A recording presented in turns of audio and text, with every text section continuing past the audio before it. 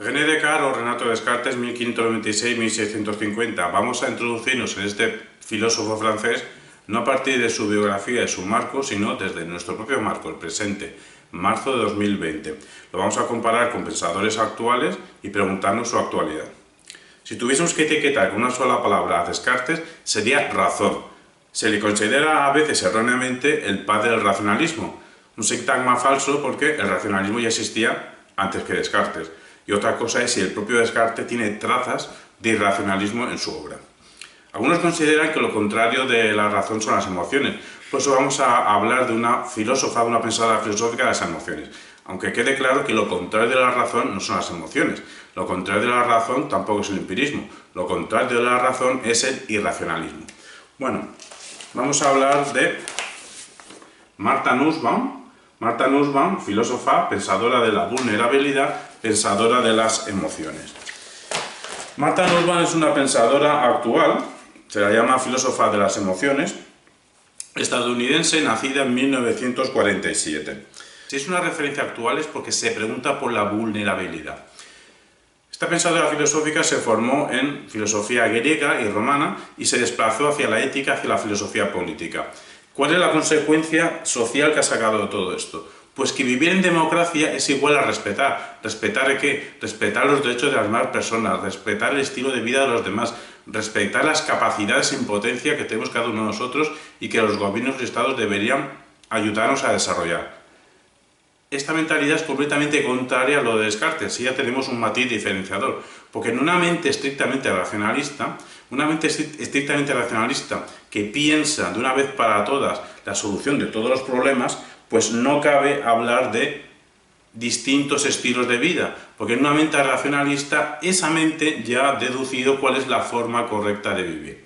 Así pues, el racionalismo a la cartesiana, pues es enemigo de la pluralidad y amigo de la única manera correcta de hacer las cosas. ¿Dónde elabora Martha Nussbaum su trabajo sobre las emociones? Es una estudiosa muy importante de las emociones. Pues en su obra Paisajes del pensamiento, la inteligencia de las emociones de 2001. En esta obra de casi 800 páginas se pregunta qué son las emociones. De momento nos dice lo que no son las emociones, lo que mucha gente se cree que son la emotividad. Las emociones lo que no son es impulsos irrefrenables, lo que no son es energías impulsivas, descontroladas, que nos atraviesan al margen de nuestro pensamiento. Este pensamiento es innovador, lo que pasa es que no es 100% original porque ya ha habido precedentes. Nuestro filósofo español José Antonio Marina, ya en la obra de 1996, El laberinto sentimental, ya hablaba de la interrelación entre lo racional y lo afectivo. Pero es que un año antes, el psicólogo Daniel Goleman, en Inteligencia Emocional, pues también nos hablaba de la inteligencia emocional. Sintagma inadecuado porque deduce que hay algo concreto dentro de las cabezas llamado inteligencia. Quizás sería más adecuado decir emotividad inteligente. Pero bueno, ya nos habla de esa interrelación entre lo inteligente y lo emotivo. Aquí no queda la cosa. El filósofo español Xavier Zubiri, entre 1980 y 1983, publicó una trilogía titulada La inteligencia sentiente, en la que nos dice que el acto de inteligir, la intelección, el acto de entender, no tiene que ver con un racionalismo de los conceptos abstractos, sino que el acto de inteligir, de entender, tiene que ver con analizar los hechos, y entre los hechos están los estados afectivos. Anteriormente a Zubiri, María Zambrano pues nos habló de una razón poética. María Zambrano, que era alumna de José Ortega y Gasset, el pensador del raciovitalismo, de esa unión entre lo racional y la vitalidad, la vida. Pese a estos precedentes, no quita valor a la obra de Martha Nussbaum. ¿En qué nos habla Martha Nussbaum en esta obra? Se pregunta por las emociones. Ya nos ha dicho lo que no es, impulsos irracionales, y nos explica lo que es. Las emociones tienen que ver con la inteligencia, tienen que ver con el discernimiento, tienen que ver con la conciencia de valor, de lo que realmente vale la pena. Gracias a las emociones, gracias a lo que sentimos, nos damos cuenta de qué es lo relevante, al menos según nuestro estilo de vida, según nuestras circunstancias. ¿Qué es lo relevante a la hora de actuar? Así pues, las emociones, para Martha Nussbaum, son pautas para la acción. Así pues, nos dice Martha Nussbaum que si las emociones son motivaciones, son razones de nuestra manera de comportarla, pues habrá que incluir las emociones en lo que llamamos razonamiento ético. Pero entonces sale una pregunta. Si la filosofía tiene que apoyarse en ciertos materiales afectivos del ser humano, ¿de dónde los saca? Hace un estudio psicológico de las personas. La apuesta de Martha Nussbaum es que tenemos un área de conocimiento muy importante que nos suministra una fuente de datos, a su vez muy importante, sobre la afectividad humana. ¿Cuál es esa área de conocimiento? La literatura. La literatura es un banco de datos, una base de datos genial para saber cómo somos, cómo nos comportamos, porque podemos ir a la psicología, pero es que hay ciertos componentes afectivos nuestros que la mejor manera de expresarlos es a través de ejercicios literarios, a través de la literatura, a través de un diseño racional, a través de obras literarias. Porque hay verdades relativas al ser humano que solo se pueden decir literariamente. ¿No coincide en nada? Bueno, como no sea en la atención al psicológico, pero la diferencia es abismal. Mientras que Descartes, su modelo de pensamiento son las matemáticas, para Martha Nussbaum, como acabamos de decir, el arte en general y la literatura en particular es ese espacio de referencia donde coger datos sobre cómo somos los seres humanos. ¿Cuál es la consecuencia práctica de todo esto? Pues que la cultura política de cada país debe basarse, debe tener el objetivo de fomentar el bienestar emocional. Fomentar el bienestar emocional. ¿Y qué es lo contrario del bienestar emocional? El sufrimiento. Para Martha Nussbaum, la filosofía no debe olvidar nunca la base de donde se piensa, la base a partir de la cual el ser humano se pone a preocuparse de lo que le pasa y se pone a reflexionar y a meditar cada vez con más rigor algunos.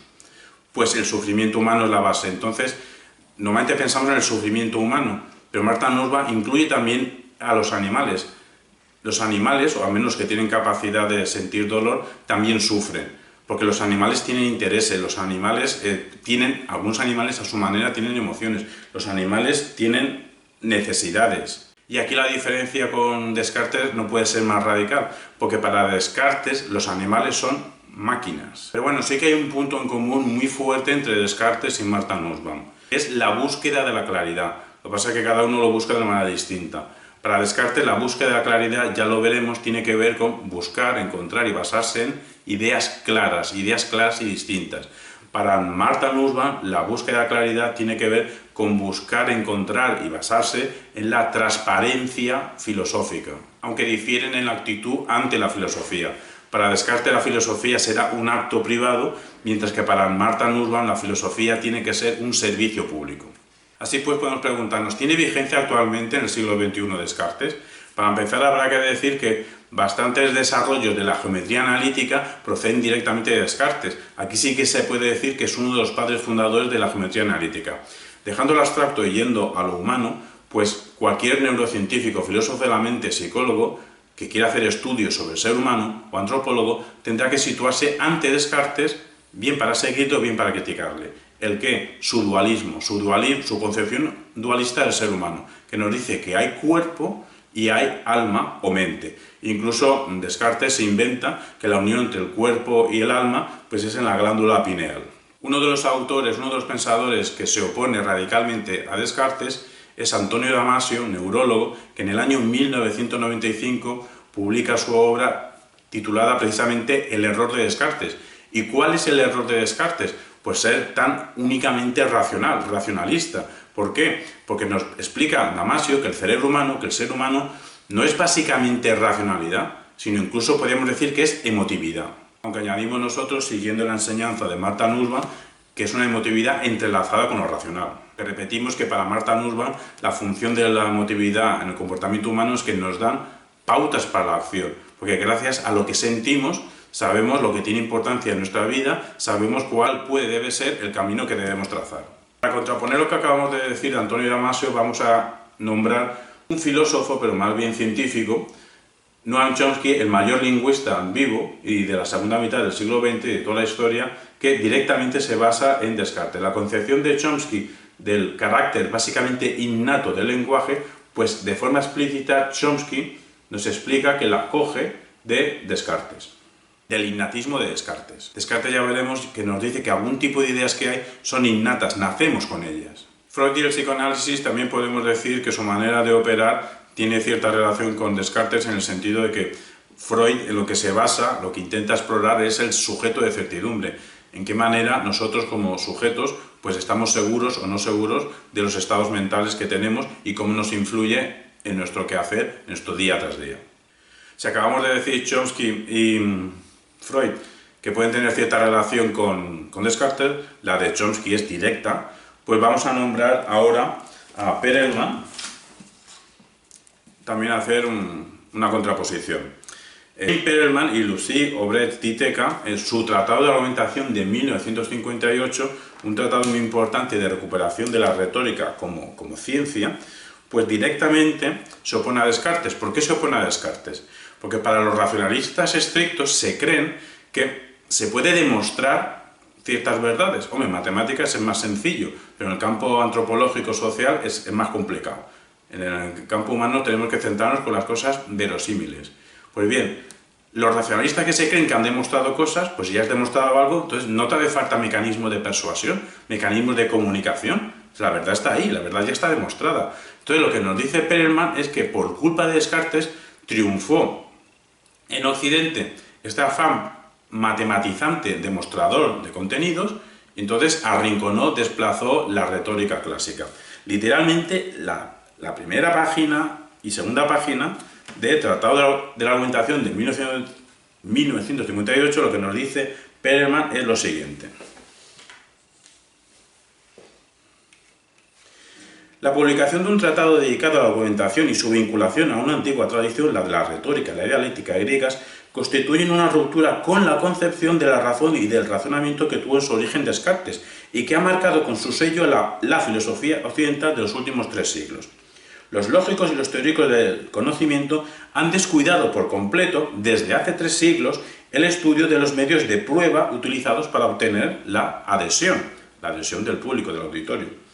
La naturaleza misma de la deliberación y de la argumentación se opone a la necesidad y a la evidencia, pues no se delibera en los casos en los que la solución es necesaria ni se argumenta contra la evidencia. El campo de la argumentación es el de lo verosímil, lo plausible, lo probable, en la medida en que este último escapa a la certeza del cálculo.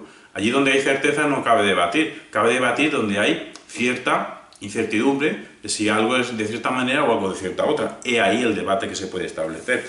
Ahora bien, la concepción expresada claramente por Descartes en la primera parte del discurso del método consistía en tener casi por falso todo lo que no era más que verosímil. Casi por falso todo lo que era más que verosímil. Fue Descartes quien solo quiso considerar racionales, las demostraciones que, partiendo de ideas claras y distintas, esa es la búsqueda de la claridad que decíamos antes que mantiene Descartes, propagaban con ayuda de pruebas apodípticas la evidencia de los axiomas a todos los teoremas.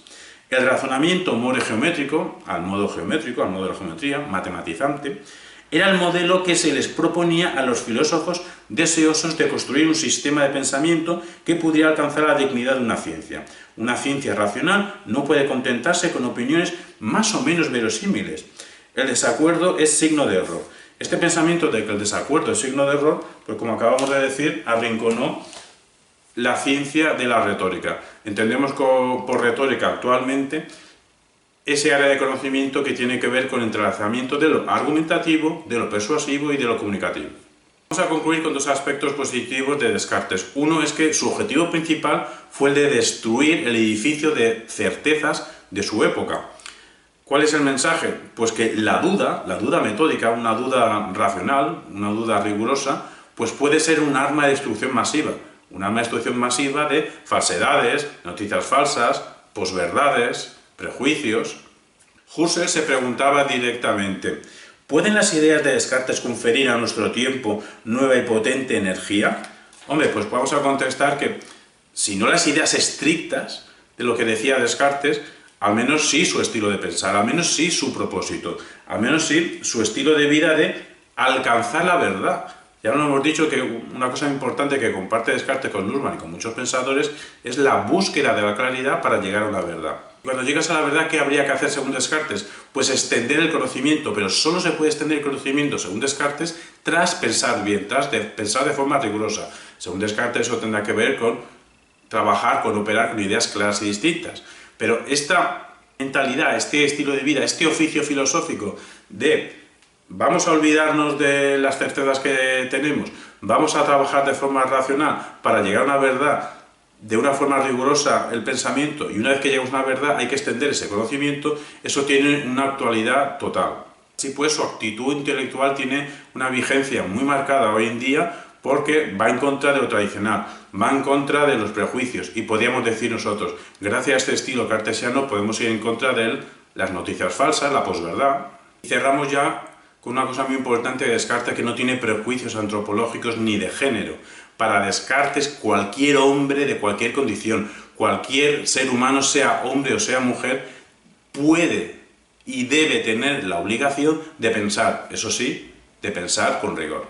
He aquí la importancia de Descartes. Por un lado, podría tener el error, en el supuesto de que lo sea, de una exclusividad en lo racional, olvidándose el componente afectivo del ser humano, pero lo importante de Descartes es destruir lo establecido, dado por hecho sin cuestionamiento. Y para cuestionar, la única manera es tener un método estricto de pensar.